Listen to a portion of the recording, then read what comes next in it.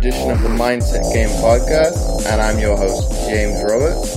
Before we get started with this week's show, first off, let me take this opportunity to welcome back the regular listeners, and if this is your first time listening to the show, I hope you enjoy this episode and decide to subscribe to the show.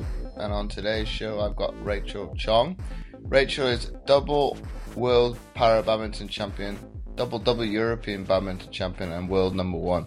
So welcome onto the show, Rachel. Thank you very much for having me. So before we delve into today's episode, Rachel, obviously I've had the privilege of meeting you beforehand, and I can't think off the top of my head. I think it's about over a year ago now. But for the listeners, can you divulge how you got into badminton and kind of how it's progressed from there? I started playing badminton. It was the year 2000, and I was 6 years old at the time. My sister, my father, he was already playing badminton. He was playing at like a social level. And my sister, she just started going to a local club where she was getting coaching. And from the encouragement of both of them and my mum as well, I was encouraged to go along with her one Saturday morning, and it was only in the school. It was around the corner from my house, so it was nice and close. So I walked down one Saturday, and then like the coach, he just kind of like gave me a junior racket, blew up a balloon for me, and was just like hit it up and down, have some fun, and I loved it from the word go. So I've just been playing non-stop since then, really, and I'm now 24, so that's a long time, and it's got better and better every year, to be honest. It was quite slow at the start. With my disability being short stature, I was always significantly below average on the progression of height through all years, even through puberty as well. I was always below average. I had a growth spurt myself, but it wasn't as significant as other children. So it was always quite difficult to try and keep up with them with the badminton, whereas they could take 3 strides to a shuttle on one side of the court, it would take me about 5 or 6 strides. So I always felt that I had to work, just that little bit harder, but through the motivation of my coach and of my family, I was encouraged to keep at it.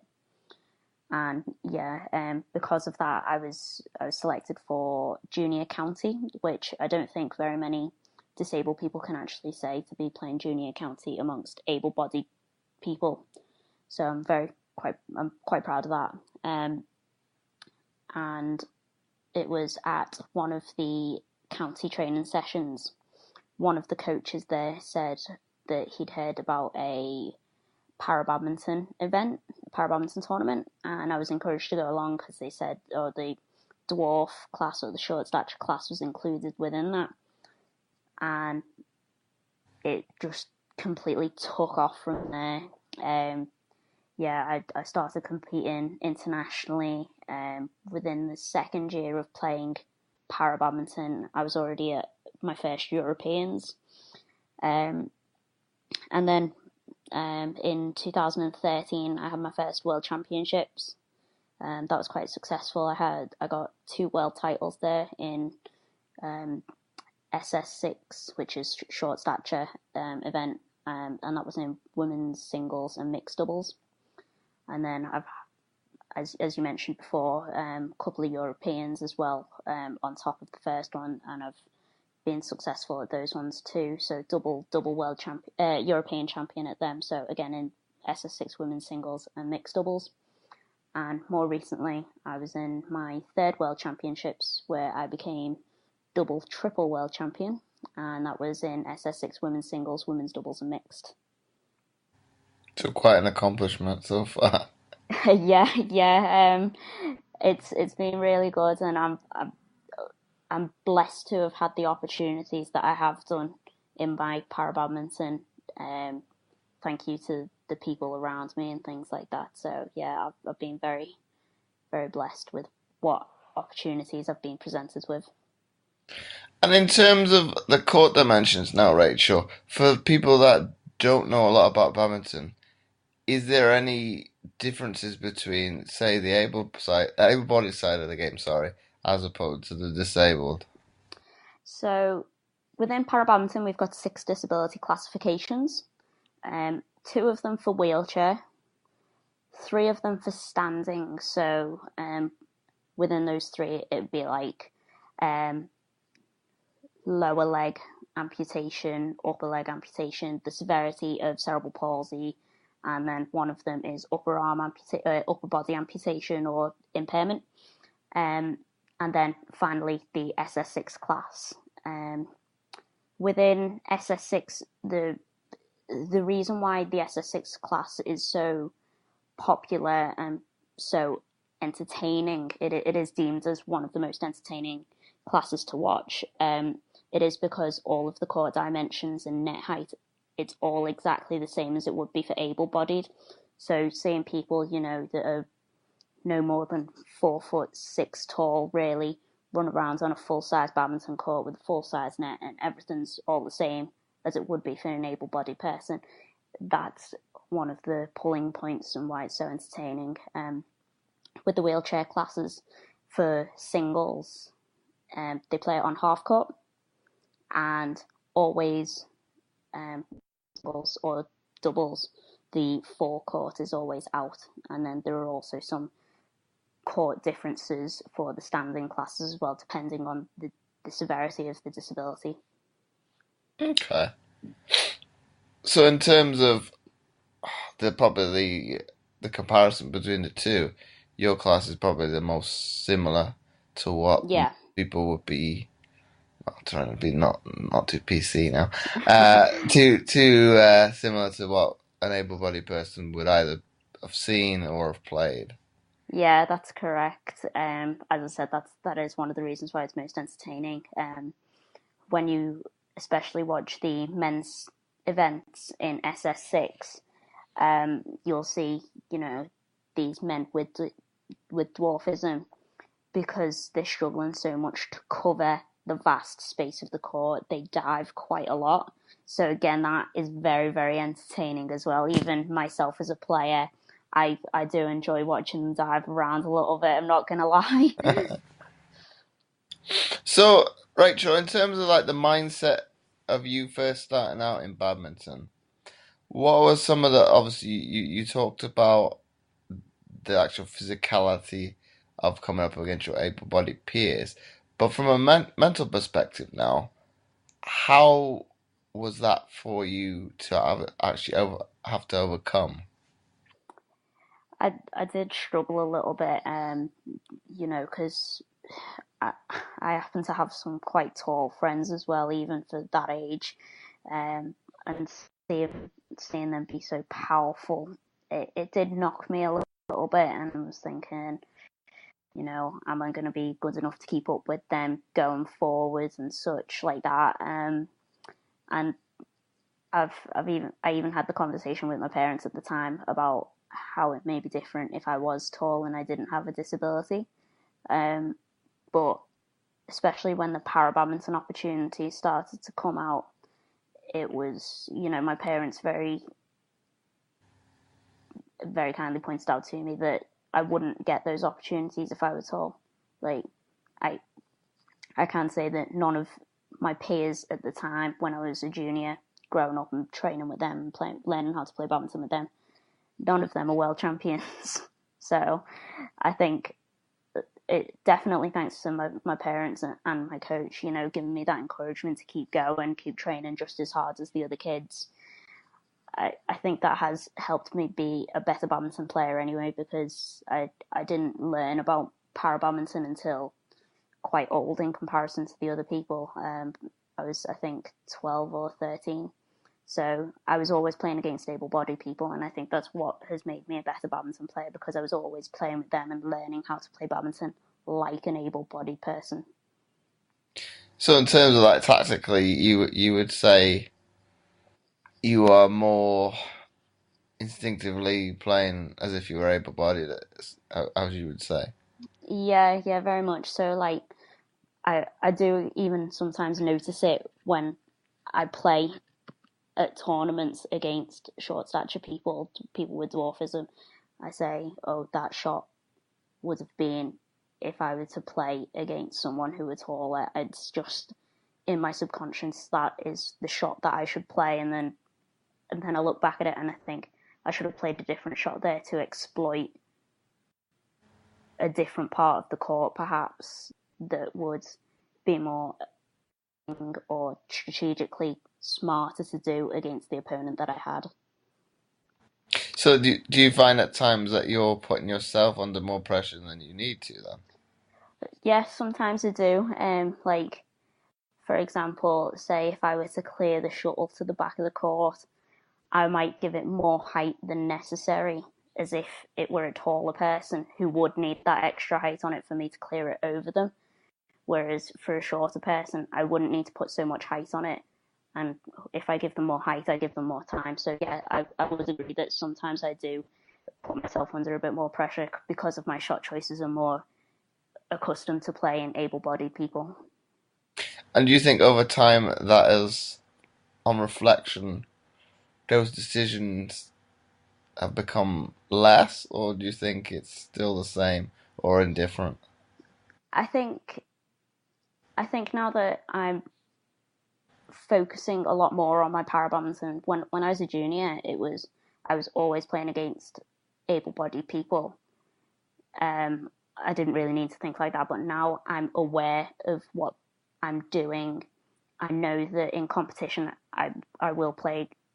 I need to play particular shots. I am practicing them a lot more, and I am more conscious of it. So when I do go to tournaments, I would like to think that they're not happening. Those situations are not happening as frequently as what they were. And this is something you raised when you had your talk. Well, gosh, I want to say it's a year ago. It could be longer. Of obviously having to balance your school education and having to travel. I think at the time it was at least all over Europe, if not Yeah. more widely. Can you kind of explain how you kind of balance the two? When I was growing up, I found it very difficult. To me, badminton was the priority. School was definitely not. Um, I wouldn't say I struggled in school, but because of my relaxed approach to education while I was being an international athlete, um, I'd probably say I could have done better in school. But I mean, like, my parents have always seen education as the most important thing. When I was growing up, you know, if I did something wrong or I wasn't doing well in school, it wasn't a case of I'm taking your mobile phone off you like most kids. It was I'm taking your badminton rackets off you, kind of thing. So yeah, when I was growing up as well, I was like, not gonna lie, I did try and blag a bit more extra time off for tournaments and things like that to say that I was still recovering and such. But the school also knew that I shouldn't be so relaxed with education. They said that I needed on some days I needed to stay behind and catch up with my work, which I'd done, and I you know I've got all my qualifications. I've got, you know, quite a lot of GCSEs, a few A levels as well. So I'm happy with where I come through how I come through school. Really, it could have been better, but yeah, I've got all my qualifications. I did have to put the graft in. But also coming from an Asian background, is it more difficult because obviously they have generally want their children to focus more on their education? Do you think that you did it for kind of challenging authority, or would you say they were still quite supportive of the sport anyway? All of my family is very supportive of my sports and my achievements. There was some pressure from my parents to try and go to university because I didn't go to university. Um, Neither of my parents went, and I think they wanted me to go and have the experiences that they didn't, and hopefully have a better life for myself than what they did. Although I think my parents have had they've done very well for themselves. You know, my mum, she had her and her family had a family supermarket, which I was a part of for a good few years as well. So they just wanted more for me, but to me they've had it great. I'm glad I didn't go to university really. They did want me to go, but I feel like the experience that I've picked up along the way, and I mean, the job that I'm in now, the position I'm in now, the people that I started with, some of them have degrees, I don't, and yet we're in exactly the same position. So, I if my parents were ever to say anything to me about not going to university, I'd just say, well, just because you get a degree, it doesn't guarantee you a job. It doesn't make you. Sometimes it doesn't make you any less of a person that doesn't have a degree. And I would agree slightly to the Asian stereotype that they did want me to continue on with my education, but I think I made a good choice in not going, to be honest. But would you not argue, obviously, from the sporting side of things, it has made you a better all-round person because you've got to experience different cultures, grown as a person anyway, because you've got to grow up fairly quickly as an Yeah, adult from that essence. yeah, I think so. Yeah, I mean, as I mentioned before, the opportunities that I've had being an athlete, you couldn't. I mean, I couldn't put a value on them. Um, Last year, especially, I was all over the world because of the opportunities that my badminton had presented me with, and I'm so grateful for them. Yeah, it has made me grow up very fast. I mean, my older sister, she's 3 years older than me, but everyone thinks I'm older just because I think I've had to grow up. I've had to grow up faster than she has. Um, so yeah, I've really enjoyed that, and I think my parents now understand why I didn't go to uni. So yeah, I think as a person, I've got experiences under my belt that no one could. Some people wouldn't even get a sniff at. So I'm really glad about that. And in terms of going forward, obviously, I'm assuming that all eyes are now on Tokyo. Um, with Tokyo, para-badminton will be making its Paralympic debut. However, the events that I compete in will not be showcased at these Paralympics. Um, this is because at our World Championships, over the 6 disability classifications, we've usually got about 23 gold medal events, which is a lot. Now, our World Championships, the last ones anyway, they were over 5 days and 10 badminton courts. For the Paralympics, we've been told it'll be a 4-day event over 4 badminton courts. So already, if you just do some maths there, you're slicing the events in half.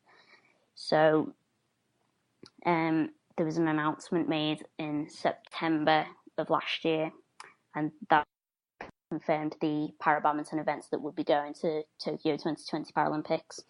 And just unfortunately, none of those events that I compete in were will be going. So disappointed, yes, but Paralympics, although it would have been great and is one of the biggest sporting stages that an athlete could possibly compete on, I've still got World Championships every other year and European Championships every other year in between.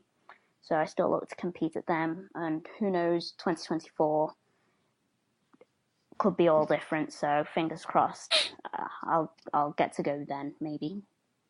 Well, it's a difficult one, Rachel, because I think I think now I'm retired, I can kind of speak my mind in terms of how they chop and change things. You're thinking, for obviously the listeners, if I talk about my experiences, obviously I've had the privilege of going to two, which is it's probably a privilege in itself.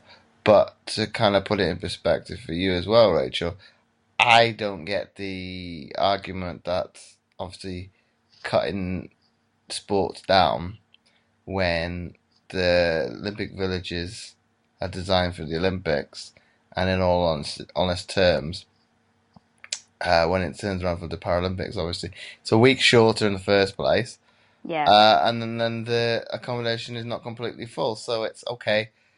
their argument might be down to the money, which is a fair enough argument, but obviously the infrastructure is already there in place.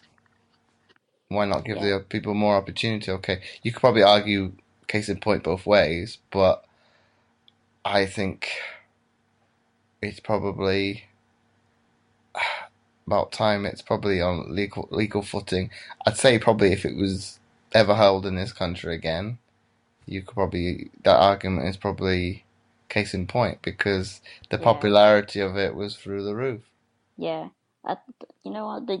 I, I think it's really interesting what you've just said there because, about it being a week shorter and, the accommodation is never full. I think that's a very good point. I mean, the whole premise of the Paralympics, it basically means to be parallel, and yet it's a week shorter and the accommodation is never full. Why is it a week shorter? Why is it the case?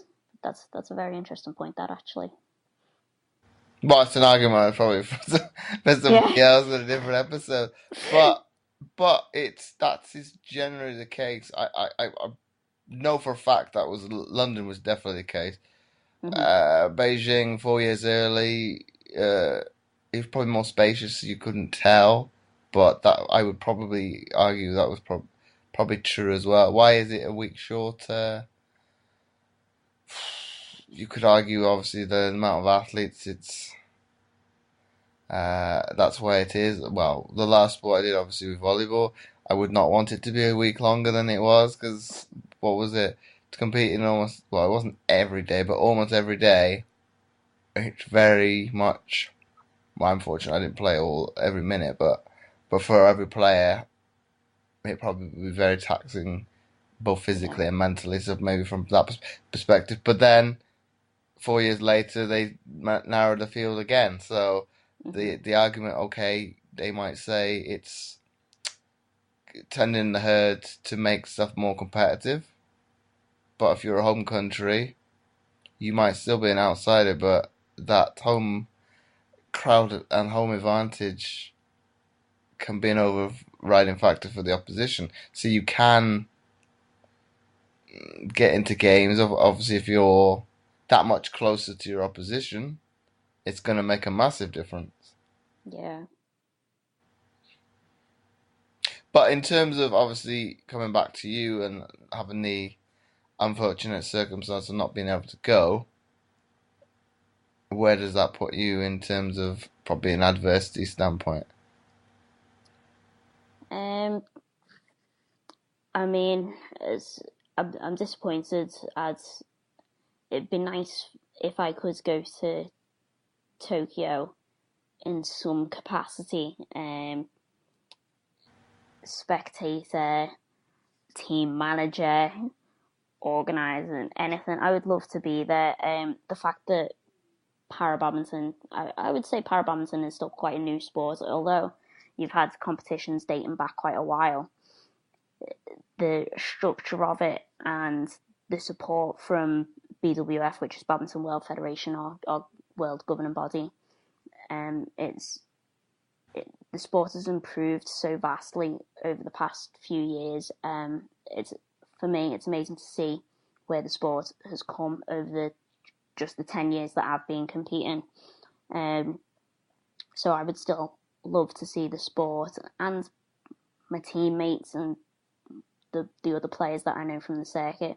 I'd still love to see them succeed and everything, and just to see the sport in the direction where it's heading, becoming a Paralympic sport and everything, and getting that recognition that I believe the sport deserves.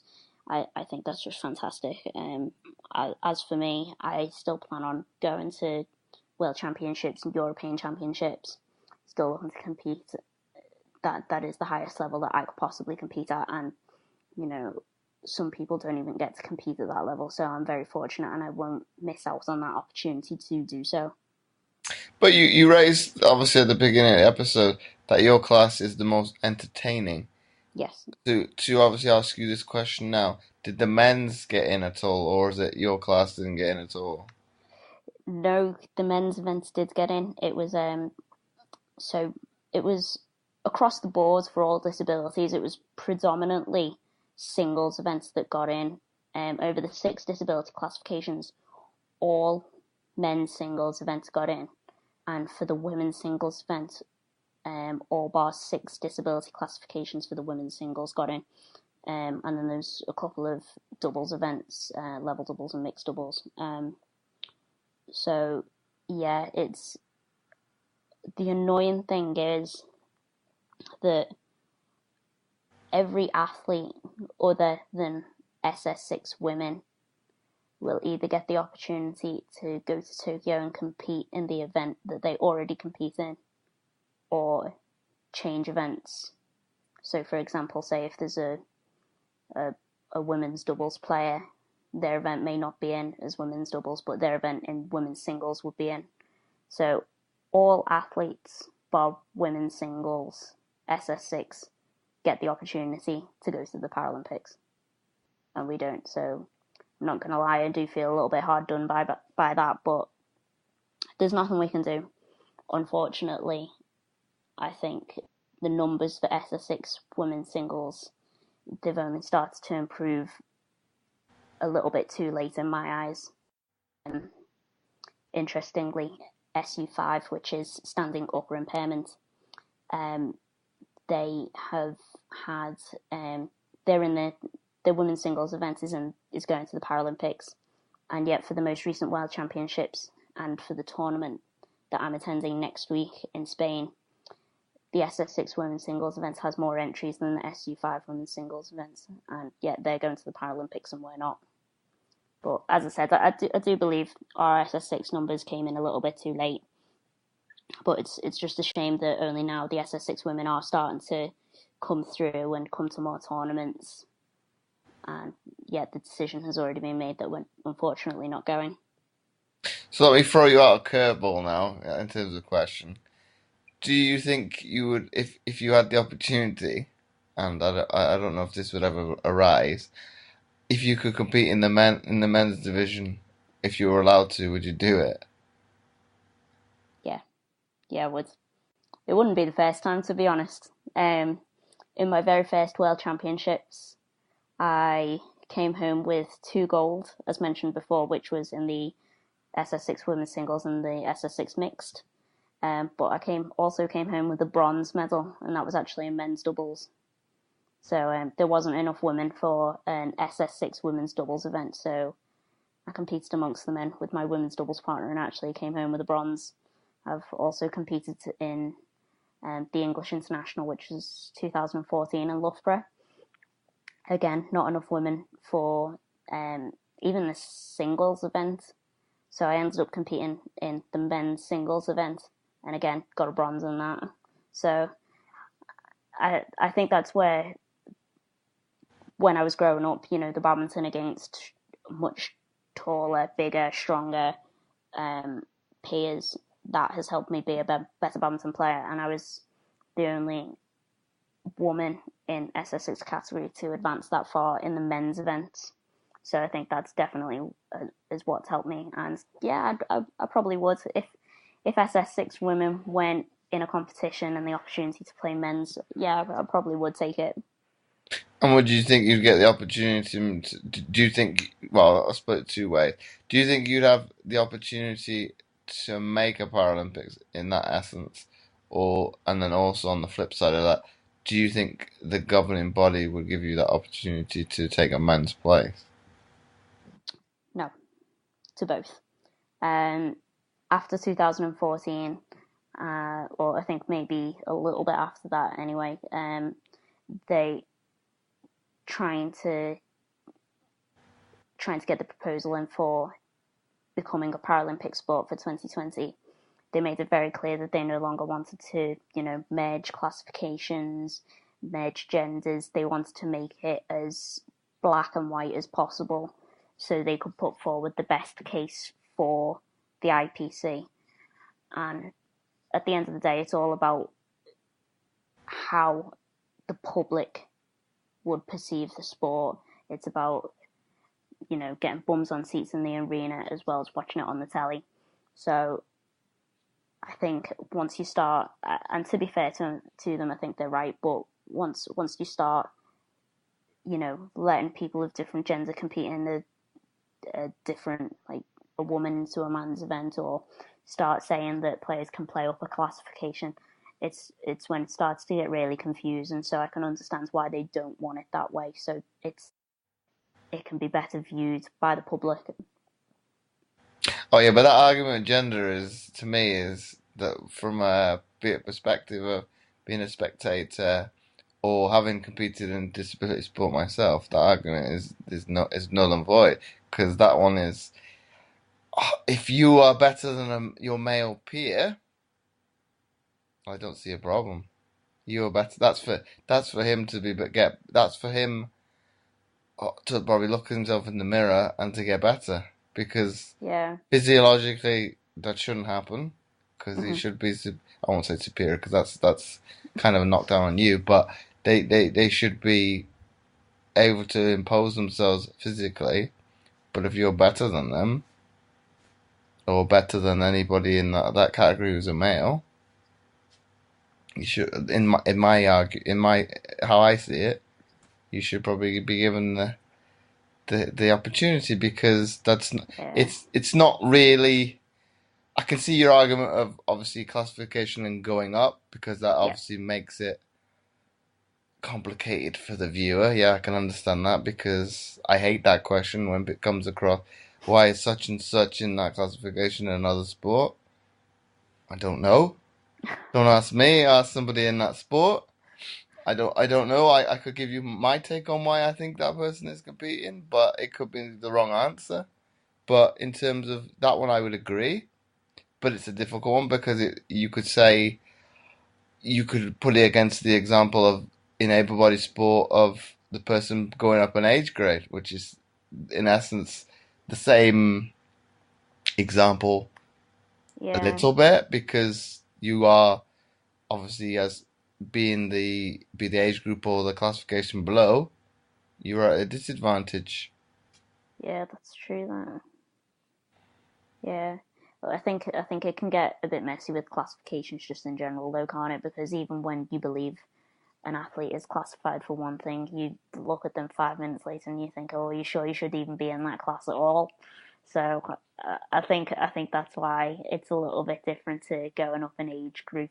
But yeah, I do see your point there. That's actually a very interesting take on it. But then they probably argue with me, well, this is how we want to keep it black and white. Yeah.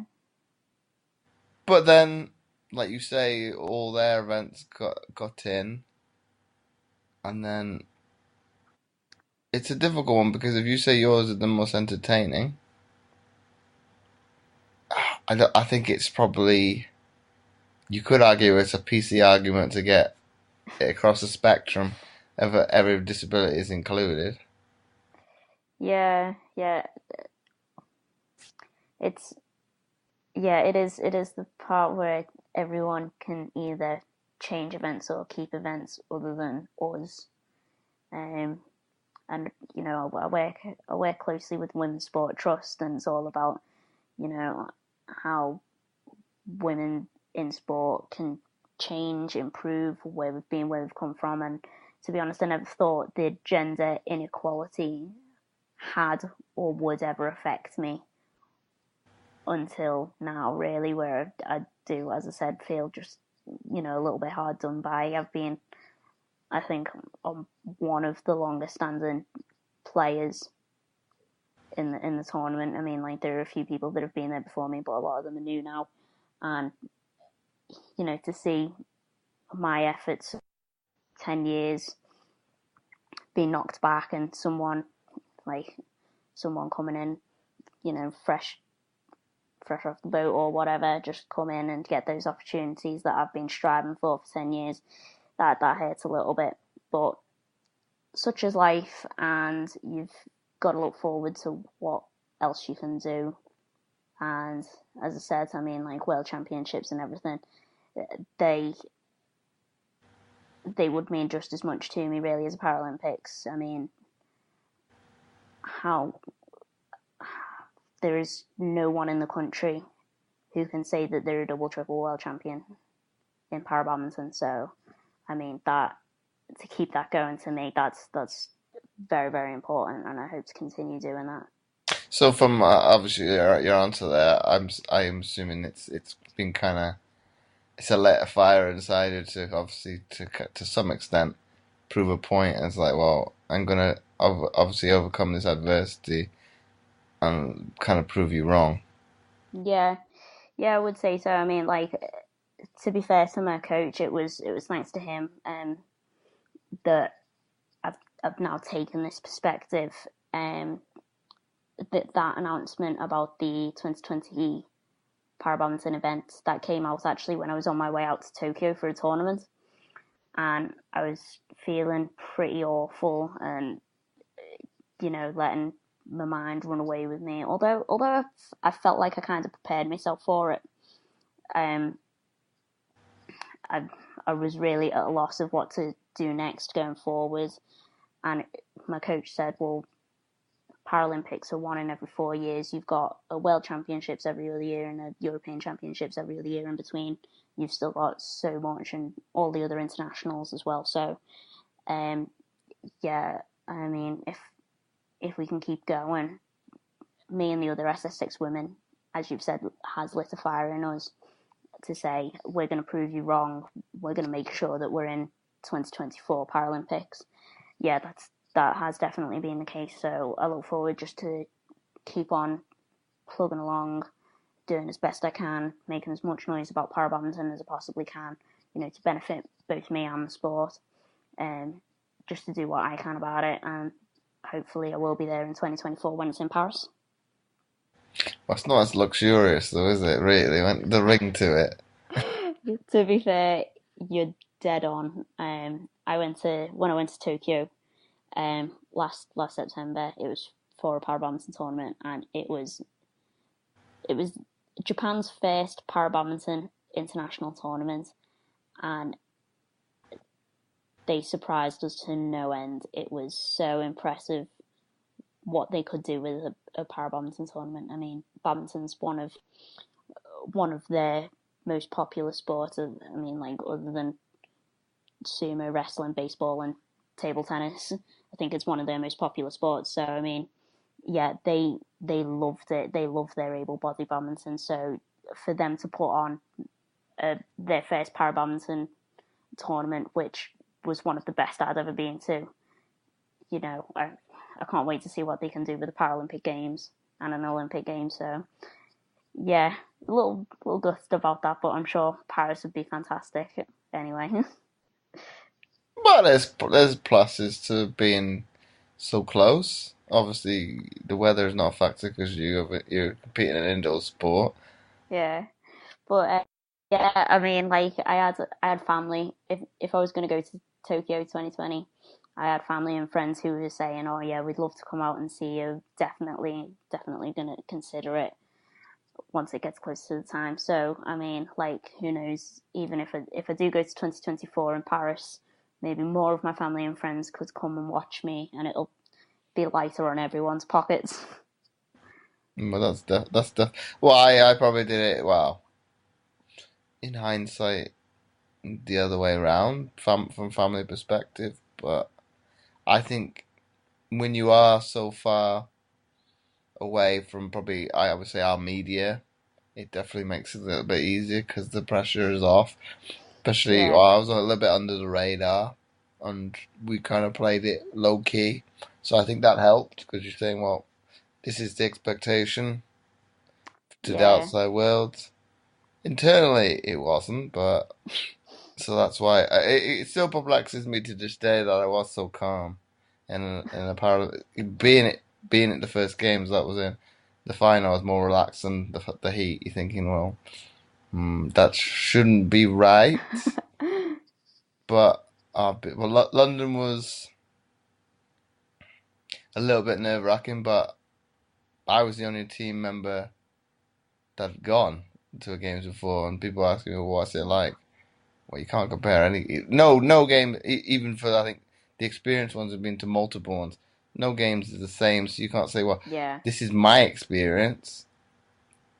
I hate being asked the question from a non-athletic perspective because it's a difficult one to answer because you can understand it from being in the athletic bubble. That's it. that environment isn't going to change. Okay, it's probably magnified a little bit more, but Hmm. you can never explain to them, well, this is what it's like until you experience it. Yeah, like I've my mixed doubles partner didn't my usual mixed doubles partner didn't go with me to Japan, and I've said, oh, you've got to go this year. It was amazing last time, but who knows? It might not be as amazing, or it might be even better than that. You just couldn't possibly say. So yeah, I understand that definitely. Well, I don't miss the flights going that far, but to Asia. Oh, I know what you mean. Yeah, I struggle on cold flights. I cannot sleep on them at all. I'm alright coming back to the UK, ish, but I think it was because did I? I didn't. I know I didn't sleep that much the night before we flew home, but that was probably a precursor to being able to sleep. But going out, I think it was something like 4 o'clock in the afternoon, the flight from London, and we were told in. I'm gonna try and word it in no uncertain terms to try and. How do we have to go to like go to sleep or something ridiculous like 8 or 9 o'clock? And I think because how old I would have been, well, in my early 20s, and probably still of that juvenile mindset. I'm not going to go to sleep at this time. I don't go to sleep at this time if I'm at home. And obviously, you've got to get in a routine to be able to do that. I don't know what time I went to sleep the nights pre leading up to it, but I know it wasn't that early. And I think if best off the top of my head, maybe like 2, 3 hours sleep on the plane. That's a good sleep for me. I don't usually get that much. I get like two 20-minute sleeps, and that's me. Doesn't matter how long the flight is. But it's not the most it's not the most comfortable environment. Yeah, I think that's my problem. I can't sleep in the seated position. Well, unless you're in some of the other sports like who did we fly out with? Cycling went out on the same flight, and obviously I think well they were in business class, so as you know that's got a bed, so they probably would have got I would imagine a fairly good night's sleep. I think we were in Yeah, economy plus, and I had the row that's nearest the curtain, so you see it can't recline as far back as it's supposed to. yeah. But that's it. That is what it is. I did well when we got there. I did as we weren't supposed to. It said stay awake as long as you possibly can. I just told the teammates, I'm going to sleep. You wake me up when we have to leave the apartment. And I think I got an extra, I think 2, 3 hours sleep. I was all right that once we got back. I said I'm going to bed because I need some sleep. You wake me up, and I did. We did the tour of the village, and I slept like well not normal, but I slept okay that night as if it was we were back in the UK, and that's probably I needed to sync the body clock up to that time zone. It took a few more days, but within a few days is like normal. Yeah.